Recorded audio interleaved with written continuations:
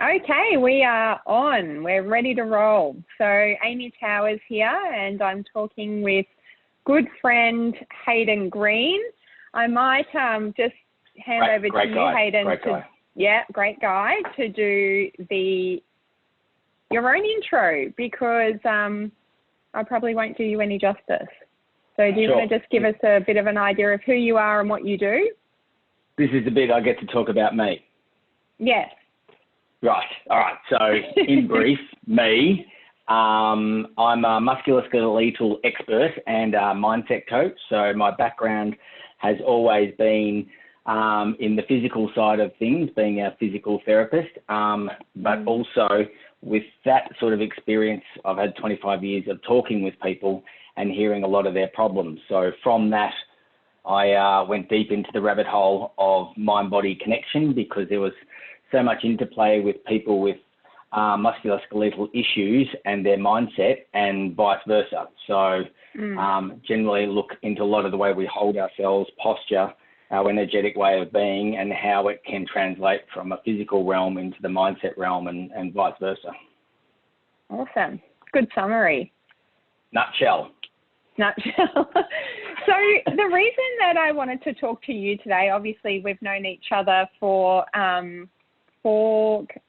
possibly coming up, 4 years now, and we met at Thought Leaders Business School. It was a great day. Great day, introduced by a good friend, Georgia Murch. Well, we actually met in the lift on the way up. Yeah, we did. You know, here's me being a nice guy, and I see a fellow probably class friend, and introduce myself. And well, you didn't introduce yourself. You said hi, and my social anxiety got in the way, and I put my head down. Yeah. And then I just stared at the numbers as we're going up, going, whoa. I see. That's another webinar topic, I think. We'll get into that at another time. We'll get into that at another time. But I thought it would be really good to have a chat to you today, because in the work that I do, I've been, but just as this COVID-19 thing came about, I was giving lots of advice and preparing guidance on how to set people up in the workplace from a health and safety perspective. And there was a lot of focus on the furniture side of it, the desk and the chair, and making sure that you stay connected with your people. But what's coming about is that the mental health, the psychological health side of things is probably more of a risk at this time, because people who are usually connected with each other are now disconnected. So I thought it would be good to have a chat with you, both from the postural side and then how that can affect our mental health as well. So I thought maybe if you want to just give, I don't know, maybe an intro to what you think about it all. Sure. Look, let's just park the psychological side of things first and just look at the physical side of things. And, having our postural slump, staring at computers, hands down, eyes down, although it's supposed to be eyes level, there's no correct way to sit for 8 to 10 hours a day. There's no magic bullet for your computer screen should be at this many angles to your eyes, your back should be, that's a good postural start, but mixing it up has always been the best. I've always just told people to, keep mixing your posture up. If you do have a stand desk, stand for a bit, sit for a bit. If your workplace allows it, have a fit ball which engages your core. And people with hydraulic chairs, I've always said, start with your hydraulic chair as high as you can, and then every now and then just drop it a notch, because it will, change the angle of your neck and your back and the biomechanics of this world that we live in, which is gravity. If you cooperate with gravity, you wear out slower, basically. So, and the biomechanics of, supporting the bowling ball above our spine means that our neck muscles can relax. But the psychological impact of poor posture is when we do look down, the biochemistry side of us, our hormones, when we slump forward and look down, it's body language associated with guilt, regret, negativity, failure. So the moment you bow your head physically, all sorts of negativity creeps into our mindset. Our thoughts become more negative and less positive. So, you know, everyone who's listening to this, let's just do a quick little exercise. If you just bow your head and look towards the floor and try and smile, that actually all you do is show teeth. There's no glee. It feels weird. It feels weird, right? You can't look down and smile. You're showing teeth, but it's not an energetic, uplifting smile. It's not a feel-good thing. You're just parting your lips a little bit and showing your pearly whites. So from a postural point of view, and a lot of the, you know, things that I've taught is, you know, sitting upright is very important for our biomechanics, but for, you know, the brain thinks and the body feels, and that connection between the two means that, you know, when the body's feeling depressed, it slumps, it looks forward. That biochemical reaction that it tells your brain is that you're not good enough, you're lonely, you've got no connections, you've got all of this sort of stuff, which physically now we know is true. So because we aren't connecting with people, and there's a 75-year Harvard study that says happiness comes from connecting with people, you know, so that's why it's a really slippery slope at the moment, because we are sitting at our kitchen benches and, you know, home offices, and we have got the physical ramifications of slumping forward, of computer work, of tech looking at phones. But it's also, we have the isolation issues as well. And we're not breaking from, you know, the serendipitous relationship between working with others is, you know what, people interrupt you, whether it's for professional reasons, personal reasons. It's a break, whether it's productive or not productive. It might not be productive for work, but it might be more productive for social cohesion and, you know, basically connecting with your teammates. So we're not getting a break. There's nothing ripping us out of our zone. So we're staying physically longer at the computer with less breaks. And we know there's no food in the fridge or in the pantry. So it's like, oh, don't bother checking again. You know, nothing's changed because we've controlled the environment. So nothing around us has changed. So the psychological impact of sitting down longer, and, you know, walking's the biggest recalibrator of life. Some of the best thinkers on our planet have been walkers. They would think, write, walk, think, write, walk. And that left brain, left side of body, right side of body, that crisscrossing keeps us connected. So we're walking from the bedroom to the bathroom to our home office. So, you know, we're not getting that incidental exercise, which not only affects us biomechanically, but the mind-body connection and keeps us upright and thinking. Yeah. So I know when I was putting together some induction content for working from home, just to support employers in helping their people to set up from home when this all started. And I think that the point that you made before is really important, that, you know, setting up for sitting down, you know, there's things that you need to consider and things you can put in place. And that's one of the things that, you know, the information that we give through that training, you know, your eyes level with the screen and so on and so forth. However, that's not going to protect you for a full day, 8 hours sitting still, not moving your posture. No. And we also talk about sedentary work and the health risks associated with sedentary work, and it's quite significant. And so we've put some information in around that, and that's not just, you know, some fluff that we've put in. It's actually proven that sedentary work is a health risk. And so I know when I used to have a seated workstation, when I, you know, started working from home, I would be discouraged to get up and move around because I think, oh, I'm thirsty, I can't be bothered getting up, I'll just keep working, or it would just inhibit me. And so when I changed to a standing workstation, so I now sit, you know, cross between a standing and a seated workstation. When I'm standing, I'm much more likely to move around. So as soon as I get on the phone, whereas previously I would have just stayed in my seat and been on the phone, and now if I'm standing up to take that phone call, I'm more likely to be walking around and smile and go outside. Yeah, I pace when I talk, you know, and it doesn't matter whether I'm talking to my mum or talking to someone about business. You know, it doesn't matter. I pace when I walk on the phone, and I don't know. I think it makes me think more clearly, and, get into the flow of conversation. Whereas just sitting, you know, to go from sit to stand is a lot harder, than going from stand to walk. You're up, and then you stage left, and off you go.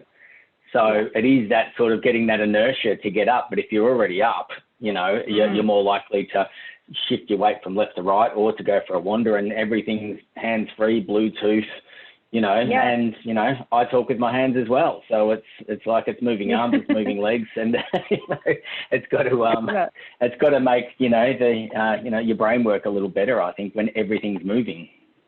Now, a lot of people who have just transitioned to working from home may not be able to have that standing workstation and might be, at a seated workstation. So obviously any tips around how to maximise, the moving around, or how to move from that seated station to... you can probably get one delivered, but basic things like an ironing board, right? Ironing board and a stack of books. Really, it's improvise. Improvise. Just think outside the circle, and especially things like an ironing board, you can move it around. They've got ones that have got wheels on the front of them. So, but also put it against the window, like let natural light come in. Because if you put yourself in a corner, you're going to feel like you're in a corner. And no one puts Amy in the corner, right? So it's you always need to be looking out, because, the earth provides 4 things for life, right? Sunshine, it provides, gravity, which is really important for our bone density. And that's the thing, it's this period, if people are becoming more inactive, we're not getting that weight bearing exercise. No astronaut ever complained of a sore back. Right? It's because they're not in gravity. So, but we need gravity, otherwise we would be actually jellyfish. We just wouldn't resemble the human form. So, oxygen and water. So, if you've got a great relationship with gravity, and we are upright creatures, we're designed to be upright. That gravitational force hits all of those bony landmarks and strengthens them. So, as we get older, it's good to get bone density tests, and they will check these sort of landmarks to make sure your bone density is true for your appropriate age. So, but when we don't do weight-bearing exercise, if we just sit around too much, besides the cardiovascular side of things and the mental side of things, people don't go for a run for their heart and lungs. They go for a run because it makes their brain feel good. So, there's so many aspects for the mind and the body, but, definitely, being upright is better for you than not moving. Our body just works on flow the whole time. So, and if you don't use it, you lose it, and things just seize up. And I know a little while ago you were talking about some science behind looking up. Yes. Do you want to talk a little bit about that? Yeah, there's so much science in looking up, and it's, if you're looking into even belief, you'll notice that most churches are built on the top of a hill, and the spire's got a huge cross, because the moment we look up, we actually are full of optimism, hope, possibility. And I put it down to, a lot of the time, human beings are doings a lot more. So our hands are down, our eyes are down, and when we're very process driven as people. So when we're working, we tend to be, whether it's working with tools, milling bread, doing, modern day work now, it's all down. But whenever you want to think, about what's possible, hope, optimism, we always look up. So it activates the part of our brain that is more, not so much it's more the serotonin side of things, rather than the gratification of, pumping out some work, which is more dopamine and reaching for energy and reaching for accomplishment. But if we do look up, there is a much greater sense of hope and optimism, and also possibility. And, if you've ever been camping with friends, and, some of the best conversations you'll ever have is when you're looking at the stars, because it's looking into the great unknown. There's no constraints. There's no ceiling on what's possible.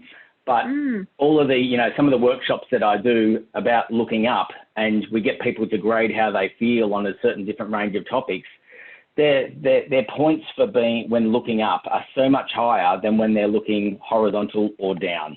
And it's all positivity, because the four phases of the four keys of positivity is your posture. So if your posture's on point, our brain tends to be working in a much more positive manner. Our energetic level. So if you're low on energy, I guarantee you're going to be negative, not positive. So if your energy's up, you're more likely to be positive. So it's the words that we use in our self-talk. So we all talk to ourselves. You know, you're not the only crazy one. But it's that self-talk, self-sabotage, self-doubt. We have between 12,000 and 80,000 thoughts a day, and 80% of them are negative, according to the latest studies. So the way that we talk to ourselves, the words create our thoughts, create our mindset, and then it's our ability to reframe, our problems as opportunities. So as Napoleon Hill says, for every heartache, failure, there's an equal and greater seed of possibility. That's not the exact quote, but it's along those lines. And it's it is. It's your grandparents' sayings that, every cloud's got the silver lining, those sayings that have been around forever.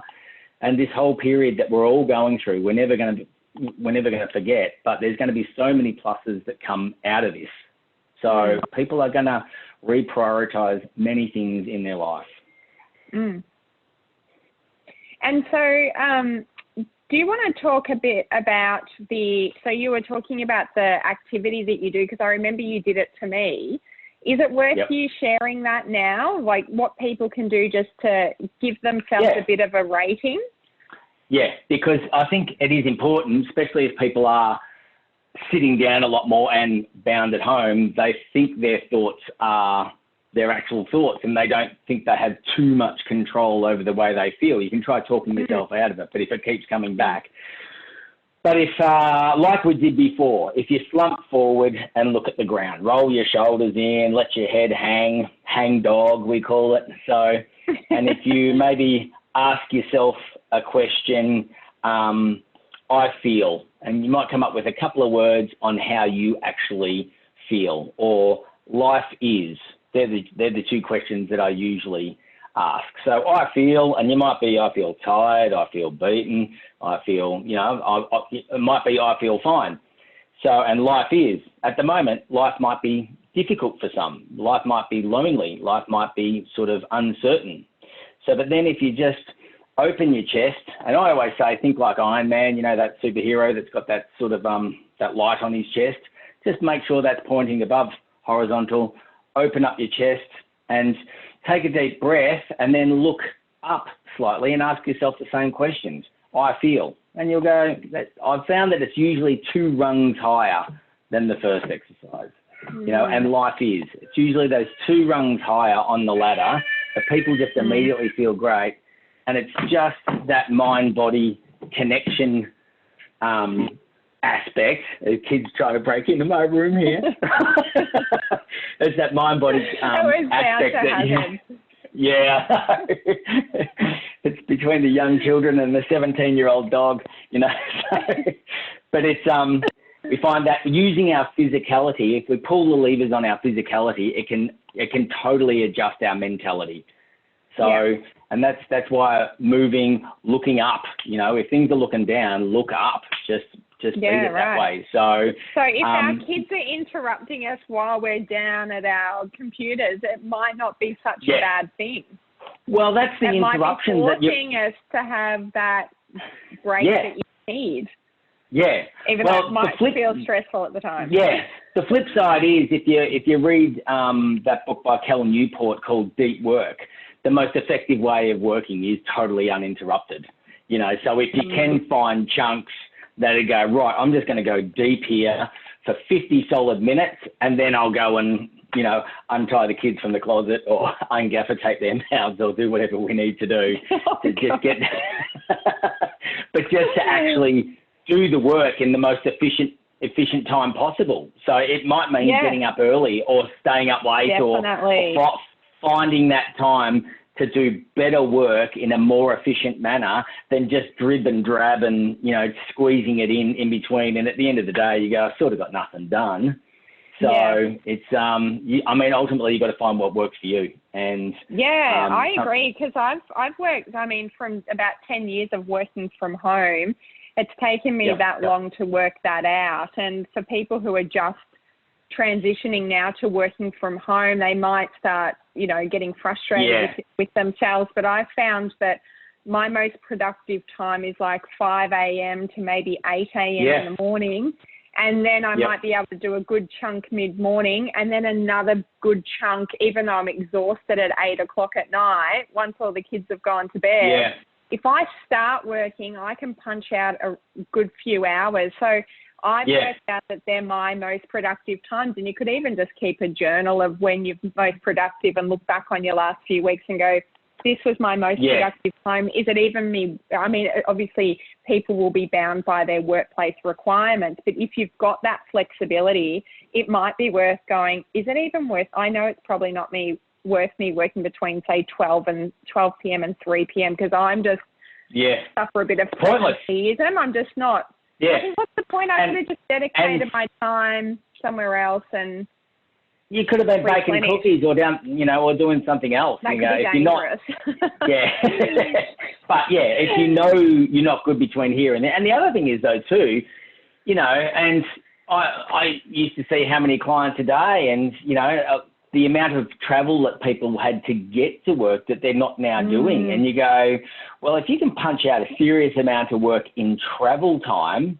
right, then you can take a break from, let's say, if you started work at 9 o'clock, you might be able to get a couple of hours, you know, or an hour's work in your travel time, and then have your first coffee break at 9 o'clock or breakfast or something like that. So it's like there's time there that you can find, but I think if you're efficient with it, with less interruptions, then you can actually, you know, whatever time in the afternoon or the morning or whatever, if you're not working, don't beat yourself up over it. Just thoroughly enjoy, be present. You know what? Click. And, you know, shut down things like I used to tell so many people in my coaching courses was like, if you are working from home, shut your computer. And that's just that's the cue for the habit to shut down. And otherwise, if it's open, you never quite shut off.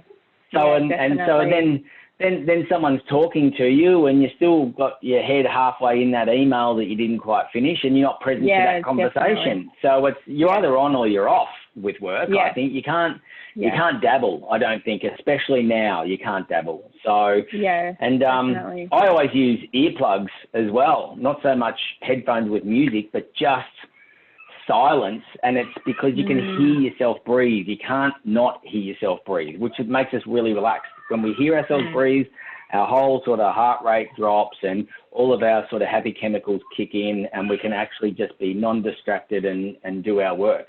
You know, and if you can do it in half the time, you can have more time off doing what you need to do. Yeah, definitely. And just to finish off, I thought it might be good just to hear from you about, I mean, you work in a clinic, I'm not sure if you call it a clinic, but in the city. And your days that you work there, you've got a heap of people, am I right to say people in professional or, you know, who are working as office workers? Yes. What's some of the most common causes of their, their experiences or their issues, what they're dealing with and why they come to you, and how that relates again to, I guess, the stress that they might be experiencing? Most people always present with pain. You know, I'm known in pain circles. So from a musculoskeletal expert, you know, someone, you know, with a sore neck. But then, you know, I can basically look at someone and sort of get a feeling for who they are and how well they're handling their stress, or they might be handling it well, but they've got a lot of it, you know. So and what are those signs? Like if someone walks in and they've got neck pain, so I walk in, I've got a sore neck, you start talking to me. What are some of the signs? What are some of the indicators that there might be stress associated with that? Usually they're running late, right? Usually they're running late. They fly in, it's all crazy, everything, phones are still going and it's all going on. They come and sit and I can see their eyes are dilated, they're in that fight or flight or freeze sort of, usually flight, and I can see the tension in their jaw. I can see the way they hold their shoulders. I can see the way they're holding their facial expression muscles. And, they're on the hop. So the nervous system's divided into two. You can either be in the sympathetic nervous system or the parasympathetic. The sympathetic is fight, flight, freeze. That's run from the bear. So your digestion doesn't work well. Your neck's likely to lock up. Muscularly, you're not loosey goosey. You're pretty tight all round. Okay. So whereas the parasympathetic is your rest and repair. So our brain works on brain waves. We have alpha, beta, and beta brain waves, but we also have theta brain waves, which is really, the way we can access that is really deep meditation. So, but we rush through theta because we go into theta brain waves just as you're about to go to sleep and just as you wake up. But people are usually either have sleeping problems, up to 60% of Australians don't sleep that well, or they do fall into a heap. So they're sort of racing through that theta brainwave period, which is where most of our healing, rest and repair occurs. And then your alarm goes off in the morning and you've got to go to work. So you're not actually hanging out in that theta brainwave space again. So we're missing out on our brain hanging out in this frequency, which our brain and our body really love. So with so much stress going on in our lives, besides the big macro stresses of finance, relationship breakdowns, death of a loved one, they're the big stresses. We've got all of these micro stresses daily. Your alarm going off, bang, that's your first one. Snooze, that's your second one. The cold water on the shower, that's the third one. And then, racing out the door and forgetting something, that's, so you might have 6 micro stresses before you even leave the house. And then you open up your work emails and you're like, oh, here we go again. So over the course of the day, you've had 500 micro stresses, and in the back of your mind, in that subconscious, you've got your life, which is the macro ones. You're still, that relationship issue with someone that needs sorting, or, your finances, or some of those big, deep things which define us, and, the heartbreakers or the brain crushers that really sort of, when it's quiet at night, we think about these things.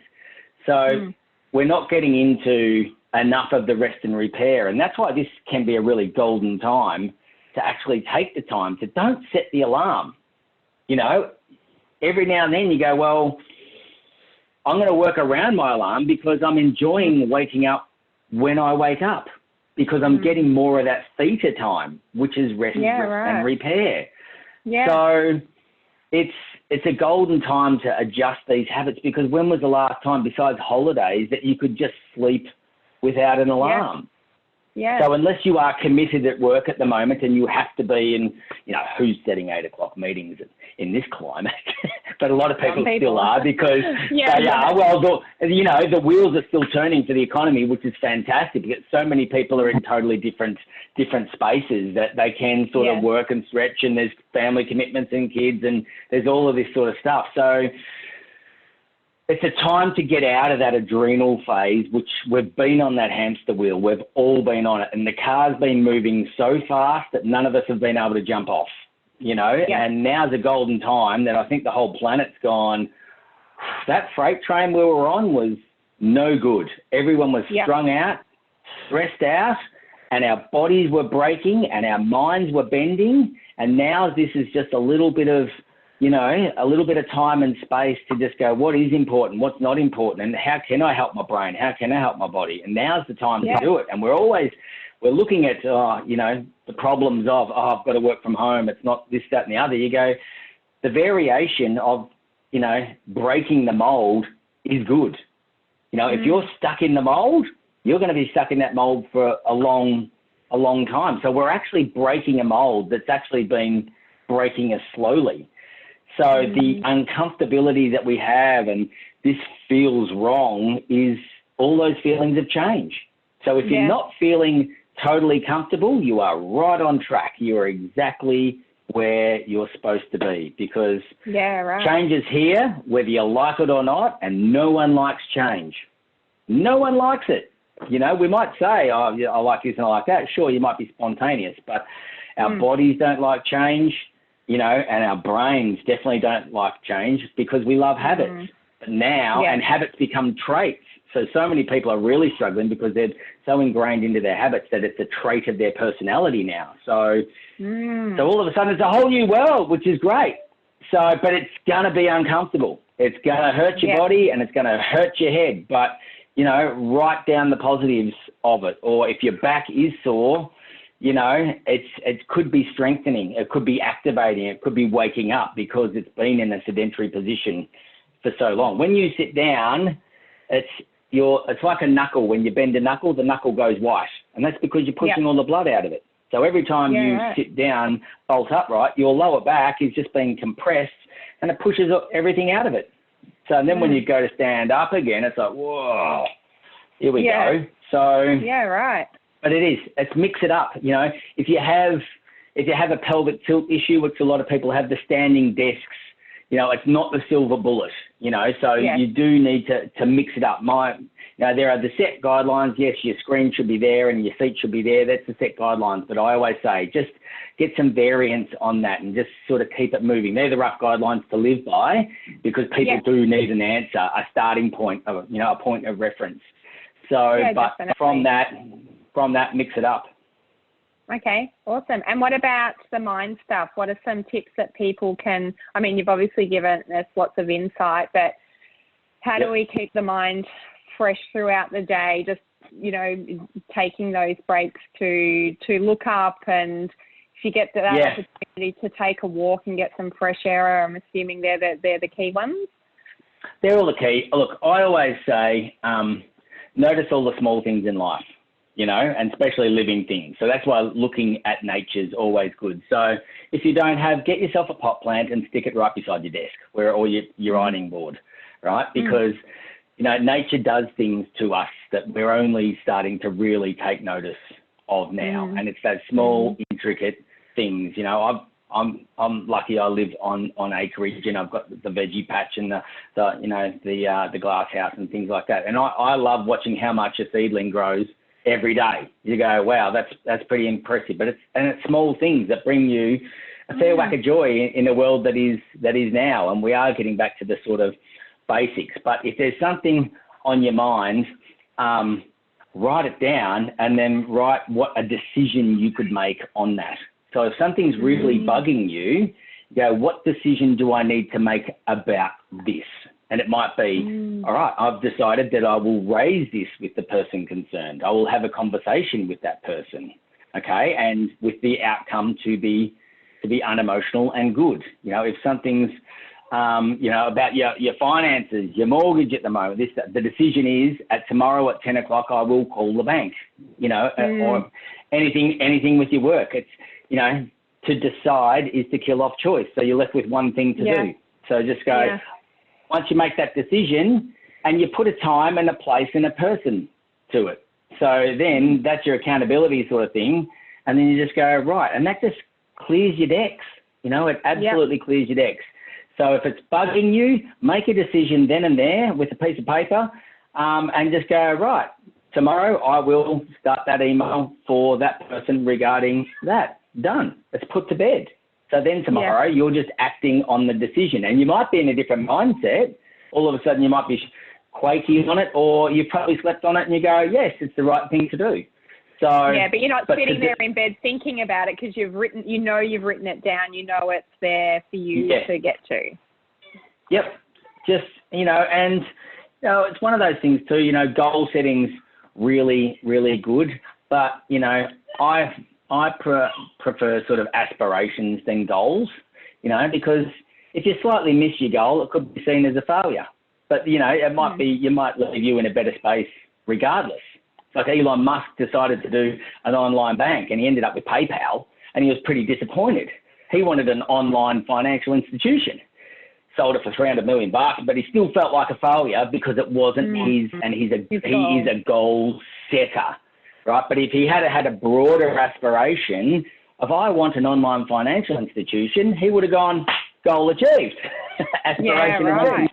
Yeah. You know, so it's just too specific, and you don't know, you know, where you're going to end up. When you throw yourself out there or you make a decision, you stay accountable to that decision, you act upon that, and the outcome comes. It might not be the outcome that you got, that you wanted. It might be left, it might be right, it might be better, it might be worse, but it might be worse short term. But in a month later, you go, you know what, that was the best thing that ever happened to me. So all good things happen for a reason, but don't get too hell-bent on goals. Or if you do, I need to achieve 3 things. If that's your goal, great, but don't be too specific about goals. Go for aspirations. You could be letting yourself down. Yeah, well, you might not be shooting high enough. You know, like miss the moon and hit the stars. Damn, I was going for the moon. This is definitely not the time to be putting more pressure on yourself either. You know, because you might not be in that. We might not be in the right headspace to be able to do those things. But I like the idea of having it quite broad so that something is an achievement. You know, even if you get 1% of it done, you're that 1% closer to where you want to be. Yeah, mate, if you're doing 1% better every day over 100 days, you're 100% better. It's like, it's pretty good. And like, we're going to be in this for 100 days from go to woe, plus or more, who knows? But, you know, just do 1%, you know. If you're doing pretty good these days to just make sure that you're well kept, you still got work, or if you haven't got work, that you're self-improving. The amount of online courses that I've signed up for, it's like, why not? You know, I'm going to Yale at the moment, right? But it's like, why not? There's so much learning to be out there, you know, and I'm still doing some of my work. I can't, because a lot of my work is hands-on and, you know, face-to-face. You know, I can't do the quantity of that I was. And so I am seeing people who are in, you know, dire straits, but I'm not just doing that exposure of the amount of appointments that I was doing and things like so. So it's like I do have more time, and what am I doing with my more time? I'm, you know, making my life better. You know, I'm making my work life better. I'm making my home life better, and, you know, that's it. How long have we been trying to do this for 3+ years, just trying to get together and have a conversation. Yeah. Just to talk about we've arrived. Stuff. And we've always been too busy, you know, we talk, but we talk about doing it, but we never do it. So there's another positive, you know, we've had the opportunity to sit down and do it. Well, you know, we should be standing. So hey, I've been standing at my workstation all day. So you know what, the biggest, if you had have asked me what the biggest complaints that people come into my clinic are, is that I don't have enough time and I never have any time to myself. So now it's like you've got all the time in the world and you've got a lot of time to yourself, and people just, I don't think, know what to do with that time, that they're left in their own thoughts and there's less distractions, and, you know, the normal habits in which they've been leaning on all of a sudden have been that leg's been pulled out from underneath the chair, and they're just sort of, they're in that limbo land of, you know, I don't sort of, and the break in routine, like people love routine, and I put my hand up, I love a good bit of routine, you know, so, but it's interesting that when you can look at other benefits of breaking the routine, like not having to get up early, you know, and having that theta time. You know, that's I'm like having, I don't call it a sleep in, I call it theta time. I've got to use that now. Yeah. I'm Sunday morning theta time. Yeah, so, but it's breaking the mold, it's breaking the rules that you've always had for yourself, and it's being comfortable with being uncomfortable. Yep. If you're uncomfortable right now, you are right on track, because the world, in theory, is upside down. It's something we've never experienced, and we will always remember this. But I think it's an amazing time. Besides the death, the sickness, you know, the economic impact and the despair and financial hardship, and people work so hard, and it could be, you know, for many people.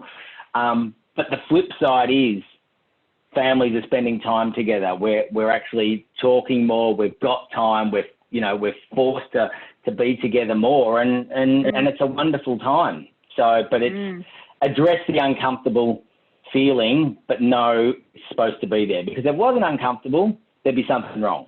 If you were just like, this is completely unreal, and you didn't have the what ifs and the self-fear mongering, you're not human. So we are wired to be negative and fearful, and generally most people are. So we're all on track. You just got to run with the ball and wait for the silver linings. They are there. They might not be right away, but I guarantee you, that's it. Definitely. All right, I'm going to leave it there. Thank you so much for your time. I'm just going to stop. Any final words? Any final words? Are you still on? No. All good. Thank you.